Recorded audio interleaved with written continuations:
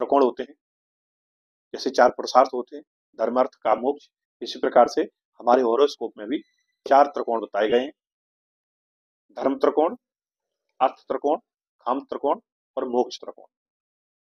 ठीक है, मैं पहले भी अपनी वीडियो में बताता रहा हूं आपको, एक बार फिर से आपको रिपीट कर देता हूं। जो पहला घर, 5वां घर और 9वां घर, ये जो हॉरोस्कोप के घर होते हैं, इसको कहते हैं हम धर्म त्रिकोण।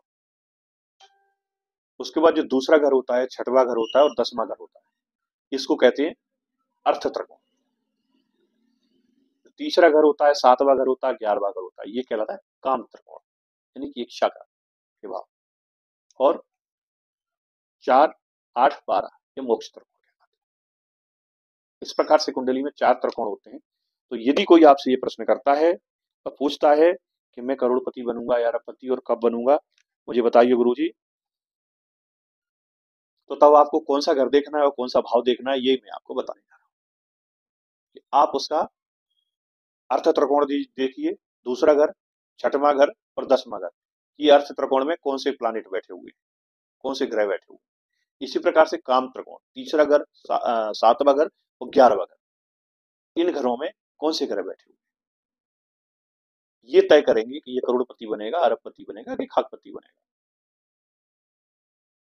तो जो उपचय भाव होते हैं वो डे बाई डे बढ़ते हैं, ग्रो करते हैं।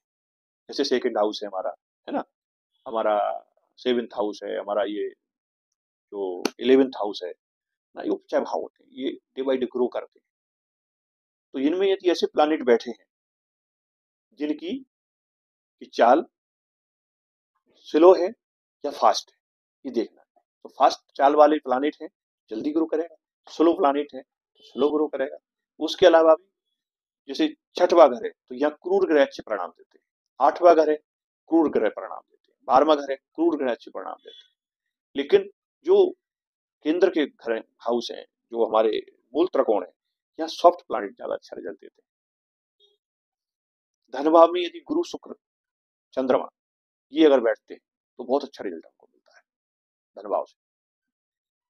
6वें में क्रूर ग्रह बैठते हैं, सूर्य हैं, मंगल हैं, शनि हैं, राहु हैं, ये बहुत अच्छे परिणाम देते हैं। इसी प्रकार से 10th हाउस में यदि मंगल बैठते हैं, सूर्य बैठते हैं तो बहुत अच्छे रिजल्ट मिलते हैं, राहु बैठते हैं। इसी प्रकार से 11th हाउस तो है ही लाभ का हाउस, वहां तो हर ग्रह बैठ के अच्छे रिजल्ट देता है, चाहे क्रूर हो चाहे शुभ ग्रह।